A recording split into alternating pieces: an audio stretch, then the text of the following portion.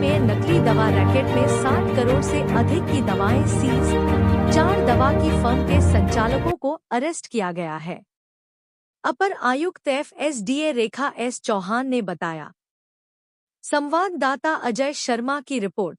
UP की सबसे बड़ी ड्रग डिपार्टमेंट की आगरा में छापेमारी हुई। अब तक कितने दवा व्यापारियों को गिरफ्तार किया, कितने FIR दर्ज हुई और कितने करोड़ की अब तक इसमें नकली होने की जो दवाएं हैं वो जब्त की गई? इसमें कई मेडिकल स्टोर्स के नाम आए हैं, इसमें गिरफ्तारी हुई है। कल ही 3 लोग जो लास्ट हमारी चौथी FIR हुई है हमारी, इसमें 3 FIR ड्रग्स रिलेटेड है और 1 FIR हमारी भ्रष्टाचार कानून को लेकर के है, जिसमें 1 करोड़ रुपए की पेशकश भी हुई और उसका रिकवरी हुई, उसको ट्रैप करके जो है किया गया। तो 4 FIR इस केस में है। ऑर्गेनाइज्ड गैंग के रूप में काउंटरफिट मेडिसिन जो है ये लोग बना करके बेच रहे हैं। जैसे कि अगर उन्होंने 100 बॉक्स का एक बिल लिया किसी बैच का, किसी दवा का, किसी भी कंपनी का, तो उसके 1000 बॉक्स जो है सेम बैच तैयार करके और उसको मार्केट में खपा रहे हैं। और उस ओरिजिनल बिल जो है जब जरूरत पड़ती है तो ओरिजिनल बिल उसी 100 बॉक्स का यूज कर रहे हैं। तो ये कई सिटीज में इनका है। इसमें लखनऊ के भी 2 व्यापारी की FIR हुई है, हालांकि गिरफ्तार अभी नहीं हुए हैं। अभी बहुत सारे लोग गिरफ्तार होने बाकी हैं।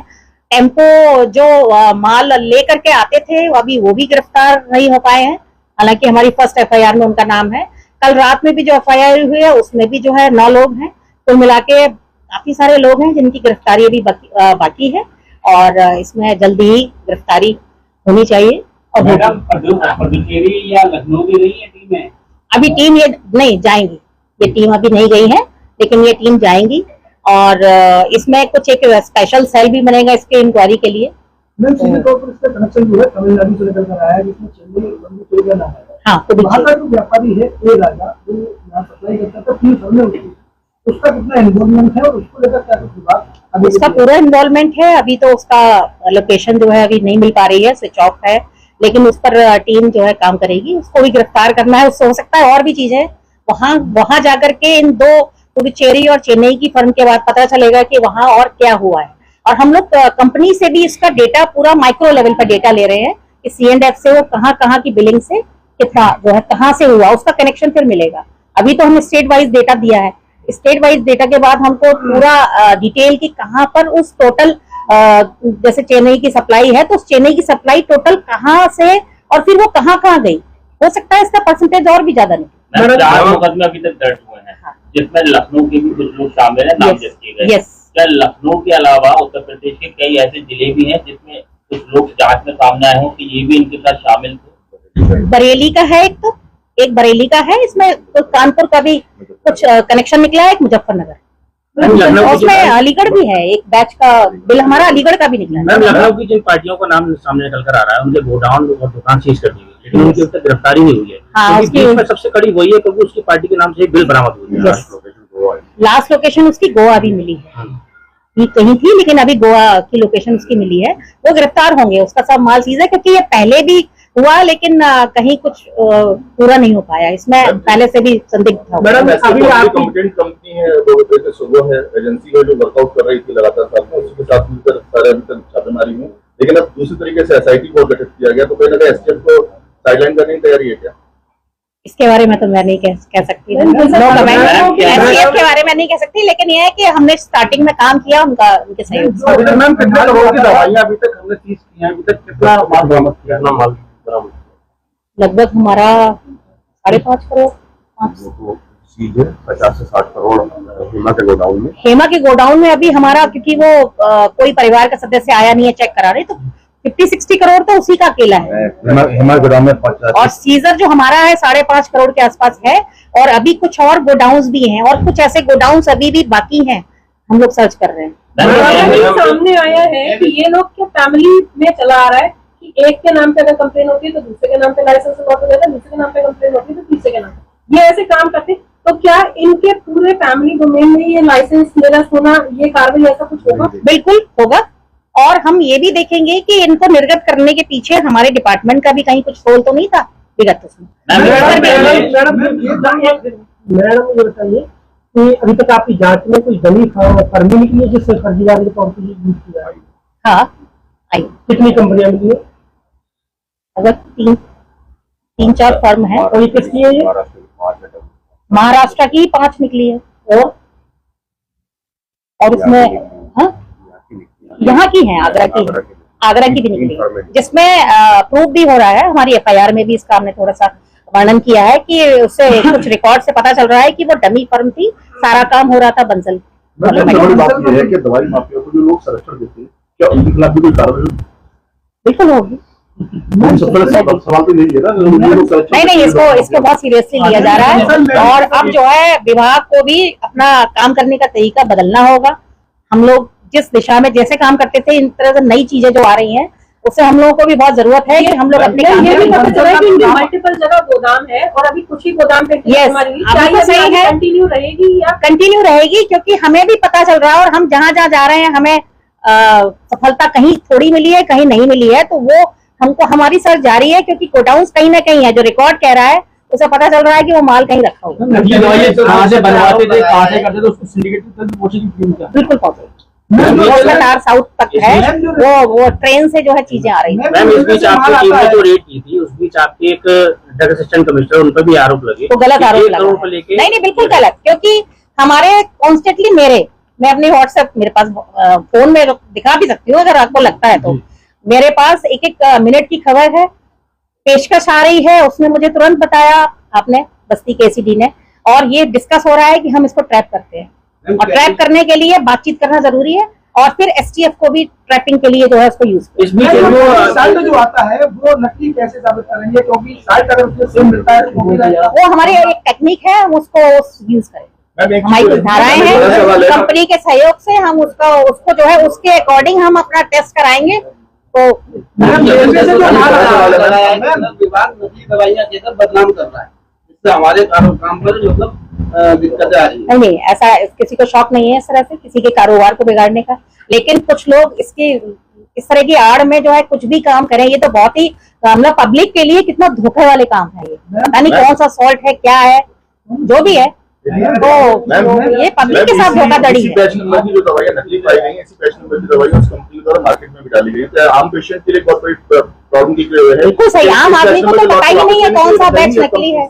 बैच को वापस लेने के लिए कंपनी से कहा जाएगा, क्योंकि ऑलरेडी नकली और असली दोनों मिक्सअप हो गई मार्केट में। नहीं, अगर मार्केट में अवेलेबल है, हमने एक तो हमारे यहाँ जो हमारी बिलिंग्स आ रही है हम सीज करा रहे हैं, जहाँ पर भी इस तरह के बैच है कंपनी के सहयोग से हम उसको सीज भी करा रहे हैं, और फिर चेक करके अगर जरूरत होगी तो हम इसको फिर अलग करेंगे। मैम, छापेमारी के बाद जितनी दुकानें हैं आपके द्वारा लगातार कार्रवाई की गई है, क्या हॉस्पिटल्स के अंदर जो केमिस्ट बनी है वहाँ पर भी कोई नोटिस? इसके लिए भी हम अलग से होमवर्क कर रहे हैं, इसके भी SOP बना के हम इस पे भी, क्योंकि ये हमारे पास ये क्वेश्चन भी आए हैं और वाकई में ये भी सही बात है। 24 आवर सप्लाई है, हॉस्पिटल्स हैं, तो हो सकता है वहाँ पर भी ये सप्लाई हो, इसको भी हम सुन दवा से जानबूझ के टीम को बदनाम करने की कोशिश कर रहे हैं कि टीम को हमने ऑफर किया था और टीम ने नहीं लिया।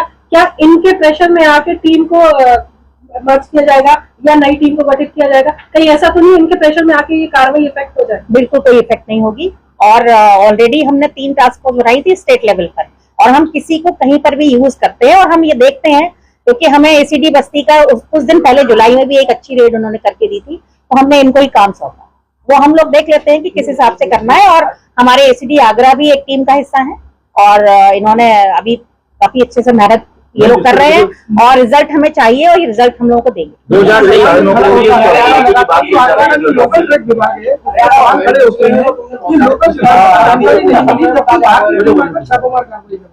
तो क्या कहीं ना कहीं मुखबिर की या जो सोर्सेज है उनमें कमी है? बिल्कुल कमी है, और हम अपनी कमी मानेंगे। हमारे आगरा की टीम की कुछ ना कुछ कमियां तो रही होंगी कि वो जो है बाहर से लोग उनको ना बता करके हेडक्वार्टर को बताई जा रहा है। हमारे जो है हमको इनपुट हम लोगों को हेडक्वार्टर पे मिल रहे हैं, क्योंकि उनको लग रहा है कि हम लोग कार्रवाई कराते हैं, यहाँ पे कार्रवाई नहीं मिली, तो कहीं ना कहीं कुछ तो प्रॉब्लम है। मैडम, एक सवाल ये बताइए कि इतनी बड़ी दवाएं पकड़ी गई है, सालों से चल रही है, ऑर्गेनाइज क्राइम किया जा रहा है, तो क्या ड्रग डिपार्टमेंट के पास लोग कम है, या वो पकड़ना नहीं चाहते हैं, या कोई और रीजन है जिसकी वजह से ये छापे गया? नहीं, अभी हमारे यहाँ रिसोर्सेज कम है, हमारे यहाँ काफी वैकेंसीज हैं, जिसका अभी ड्रग इंस्पेक्टर्स की पोस्ट अभी काफी हमारी खाली है। हम लोगों का अभियाचन भर्ती के लिए गया भी हुआ है, रिसोर्सेज कम है, पुलिस की तरह लोकेशन वगैरह लेना ये सब हमारे पास कहाँ अवेलेबल है, तो हमें हेल्प लेनी पड़ती है। बहुत सारी चीजें हैं, लीक हो जाती हैं, कभी कुछ है, वो भी प्रॉब्लम है। और डिपार्टमेंट में भी बहुत हर तरह के लोग हैं, पॉजिटिव नेगेटिव सब हम ये नहीं कह सकते। एक सवाल ये है कि अभी जैसे फार्मा कंपनियों के लोग आए तो उन्होंने दवाओं को सस्पिशियस बता दिया, आपने सील कर लिया, ठीक है, लेकिन ये सारे मुकदमे जब कोर्ट में जाएंगे तो वहाँ असली और नकली का फैसला होगा तो लैब रिपोर्ट आएगी उससे। अगर लैब रिपोर्ट में वो ठीक पाई जाती है तो ये सारे केसेस हल्के पड़ जाएंगे। ये लैब रिपोर्ट हम अपनी निगरानी में, हाँ, तो लैब रिपोर्ट आने में इतनी देर होती है, कई बार 6 महीने साल भर लग जाता है, उसके बाद ये लैब रिपोर्ट आती है वहाँ पे। तो इन्हें जल्दी जांच करके जल्दी नतीजे लेने की तरफ भी कुछ कोशिश कर रहा है डिपार्टमेंट। बिल्कुल कर रहा है। ये सारे नमूने इस तरह के, इस वाले ऑपरेशन के सारे नमूने हमारे ड्रग लैब जो हमारी लखनऊ की है, क्वार्टर लैब, वहां पर आएंगे, अपनी निगरानी में इसको कराया जाएगा। और हमारे एक्ट में 60 डेज का प्रावधान है। 60 डेज में वो कोई भी जो सैंपल है उसकी जांच आवश्यक है। और ये तो हम लोग चूंकि अपनी निगरानी में कराएंगे, इमीडिएट कराएंगे, ये बहुत जल्दी इसके नमूने हम लोग लेंगे अपने फॉर्मूले के साथ कि इसको जो है सही तरीके से जांच हो और अपनी निगरानी में, पर्सनल निगरानी में इसकी जांच होगी कि कहीं पर भी कोई प्रॉब्लम ना आने। मैम 2023 में विजय गोयल की दवा फैक्ट्री पकड़ी गई थी, जहाँ से एक बड़ी मात्रा में कोडिंग सिरप वगैरह बरामद हुए थे। उनके सैंपल कलेक्ट करके जब लैब में भेजे गए तो पास हो गए, बड़ी आसानी से वो छूट कर आ गया। 2024 में उसने दोबारा फैक्ट्री खोल ली। अगर ऐसे में ये चेन्नई पॉन्डिचेरी के जो माल जब्त किए गए इनके लैब टेस्ट अगर सैंपल पास होते हैं तो क्या ऐसा डर हुआ करेगा कि ये आसानी से ना छूट? पिछली कार्रवाइयों में, पिछली जो छापेमारी में अभी तक कार्रवाई नहीं हो पाई, अब फिर एक कार्रवाई की आपने, तो बहुत जो छापेमारी की आसानी से कार्रवाई हो पाई, तो आपको एक जानकारी मैं दे दूं कि हम लोगों ने अभी फरवरी मार्च से एक नया क्यूआर कोड सिस्टम शुरू किया है। कोई भी सैंपल जब पहुंचता है, लैब को ये पता नहीं होता, लैब के हमारे कार्मिकों को, कि ये सैंपल कहाँ का है, किसका है। हमारी पैकिंग वहीं पर चेंज हो जाती है। नया क्यूआर कोड सिस्टम रहता है, कोडिंग डिकोडिंग सिस्टम है, उसकी पैकिंग बदल जाती है, उसका कंटेनर, इवन फूड में भी हमने स्टार्ट कर दिया है। फूड और ड्रग दोनों की बात है। किसी को ये पता नहीं है ये किस कंपनी की टैबलेट है, उसका सिर्फ निकल करके वो वहां पर प्राप्त हो रहा है उसको। तो अब ये वाली चीज खत्म हो गई है। अब पहले की, अब इस बार मैं बताऊं, इधर 6 मंथ का जो आंकड़ा है हमारा, फरवरी मार्च से हमने इसको लखनऊ लैब से स्टार्ट किया था। अब फूड हमारा जो फेल्स जो परसेंटेज है वो 70% हो गया है। जो पहले जो है 30-40 पे था या 50-30-40 चलता था। अब हमारा फेल परसेंटेज ज्यादा है, पास परसेंटेज 30% पे आ गया। तो ये हमने एक नया सिस्टम शुरू किया है।